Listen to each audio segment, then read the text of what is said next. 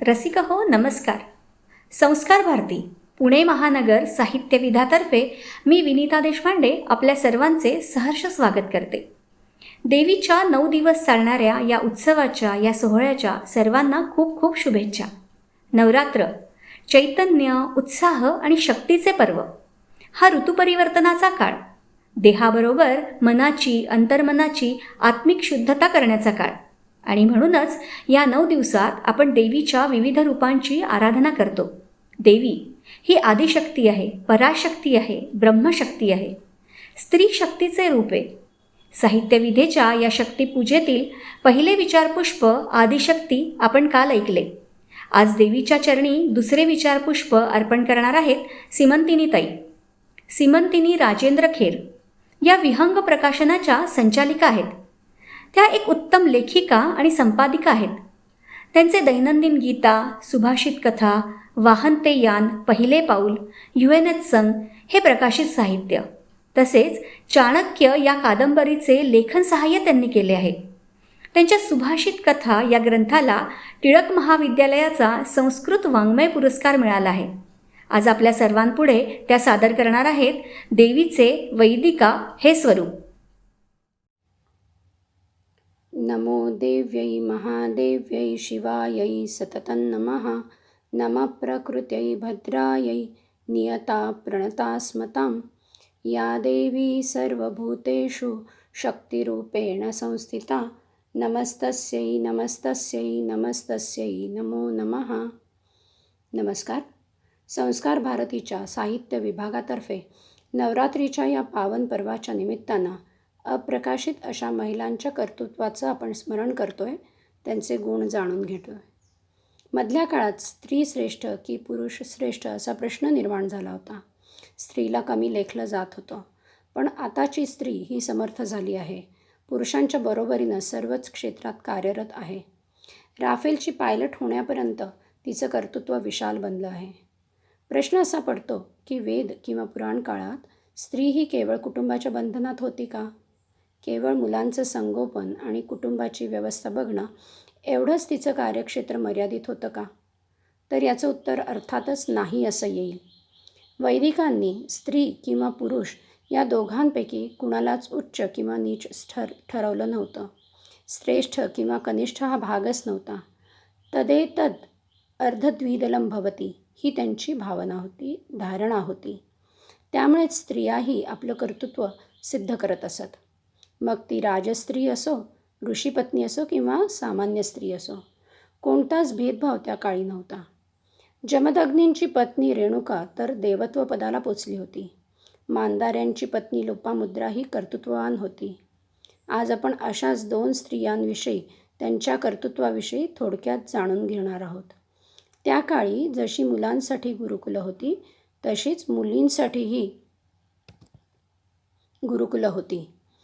मुलींचे स्त्रीसुलभ गुण फुलावेत याकरता तशा प्रकारचं शिक्षणही दिलं जायचं. ऋषीपत्नी या गुरुकुलांमध्ये मार्गदर्शन करीत असत. अशाच एका गुरुकुलामध्ये अरुंधती शिक्षण घेत होती. ब्रह्मदेवांच्या सांगण्यावरून मेधातिथी मुनींनी तिला सावित्रीच्या आश्रमात शिक्षणासाठी ठेवलं होतं.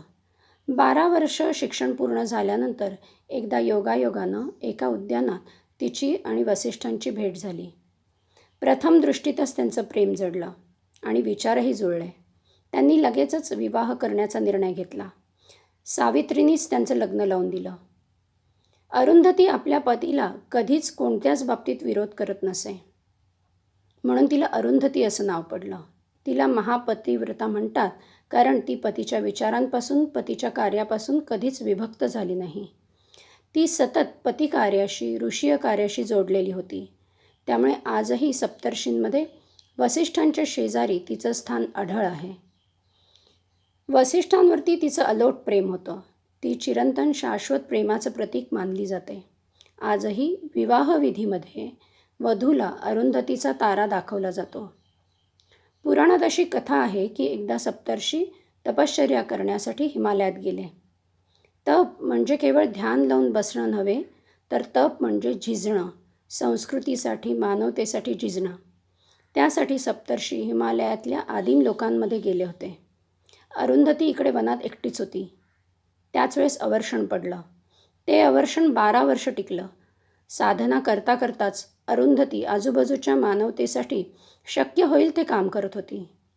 तिची सत्वपरीक्षा घेण्यासाठी भगवान महादेव स्वतः ब्राह्मणाचं रूप घेऊन आले. त्यांना देण्यासाठी तिच्याजवळ काहीच नव्हतं, केवळ काही बोरं होती. तीच बोरं तिने त्या ब्राह्मणाला दिली.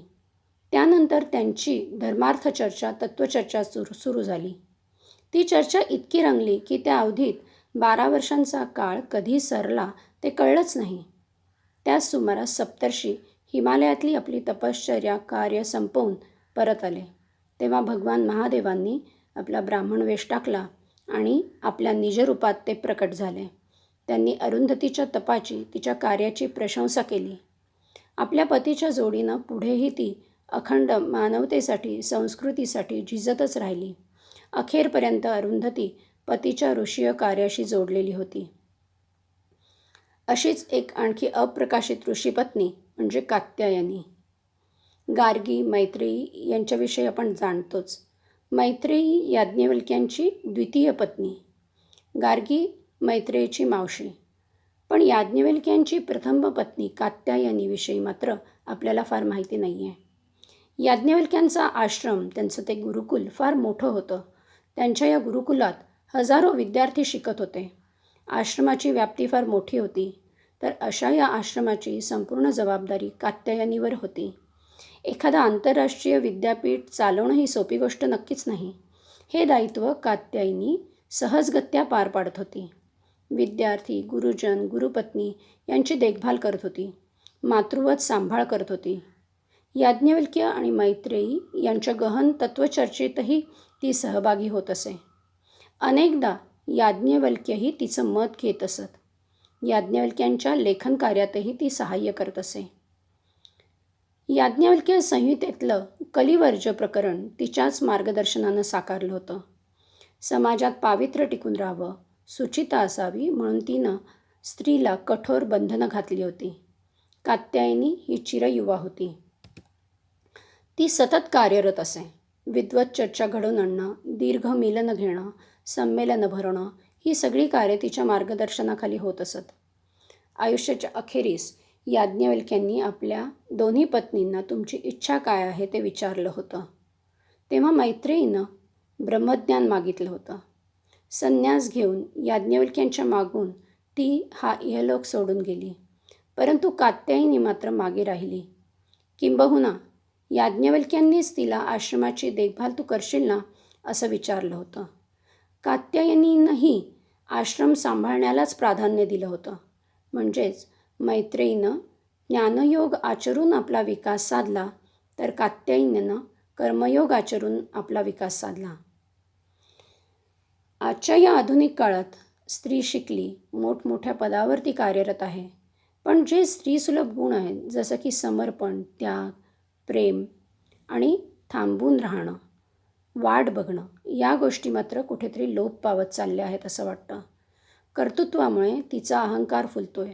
शिक्षणाच्या जोडीलाच मुलींमध्ये हे स्त्रीसुलभ गुण कसे फुलतील हे बघितलं पाहिजे. वैदिक काळामध्ये 12-12 वर्ष स्त्रिया थांबत असत.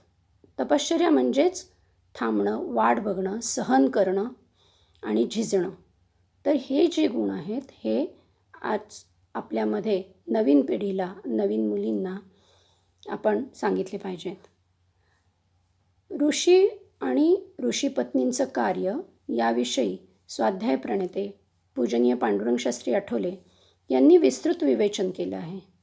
ऋषीय कार्य, ऋषीपत्नींचं समर्पण समजून घ्यायचं असेल तर आजच्या युगातलं हे जे स्वाध्याय कार्य आहे ते आपल्याला जाणून घ्यावं लागेल.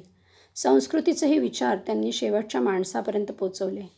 आदिवासी, कातकरी महिलांमध्ये हे विचार पोचवून, रुजवून तिच्यातली अस्मिता त्यांनी फुलवली.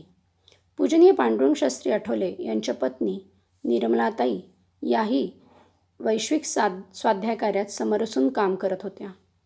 कात्यायनीप्रमाणेच ठाण्यातल्या तत्त्वज्ञान विद्यापीठाची सारी व्यवस्था त्या बघत असत. स्वाध्याय कार्यात जी स्वयंशिस्त आली ती निर्मलाताईंच्या कठोर परिश्रमांमुळेच. शिस्तीच्या बाबतीत त्यांनी कधीच तडजोड केली नाही. आजच्या युगात वैदिक संस्कृती आणणं, वैदिक संस्कृतीचा जीर्णोद्धार करणं यासाठी आठवले पतिपत्नी चंदनासारखे झिजले. वैदिकांची जी प्रार्थना आहे, ओम आ ब्रह्मन् ब्राह्मणो ब्रह्मवर्चसी जायताम आस्मिन् राष्ट्रे राजन्य इषव्यः शूरो महारथो जायताम दोग्ध्री धेनुर्वोढान् वाणाशु सप्तिः पुरन्ध्रीर्योषा जिष्णुरथेष्ठाः सभेयो युवास्य यजमानस्य वीरो जायतां निकामे निकामे न पर्जन्यो वर्षतु फलिन्यो न औषधय पचन्तां योगक्षेमो न कल्पतां समानीव आकुति समाना हृदयानि वहा समानमस्तु वो मनो यथाव सुसहासति सर्वेत्र सुखिनः सन्तु सर्वे सन्तु निरामयाः सर्वे भद्राणि पश्यन्तु मा कश्चित् दुःखमाप्नुयात्.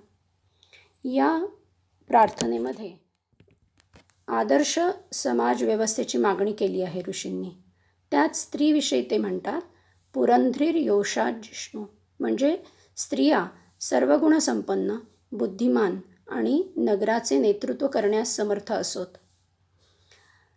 याचा अर्थ त्या काळी स्त्रिया सर्वच क्षेत्रात कार्यरत होत्या हे आपल्याला नक्कीच दिसून येतं आहे. तर आता या निमित्तानं आपण अशीच प्रार्थना करूया, आपल्यामध्येही हे सामर्थ्य येवो असं आई जगदंबेजवळ मागणं मागूया. या निमित्तानं थोडक्यात अशा या समर्थ, तेजसंपन्न, गुणसंपन्न स्त्रियांचं स्मरण करण्याची संधी मिळाली, याबद्दल मनःपूर्वक धन्यवाद.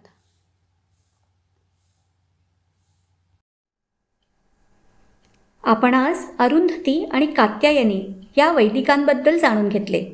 त्यांची निष्ठा, भक्ती आणि शक्तीची शब्दप्रचिती अनुभवली.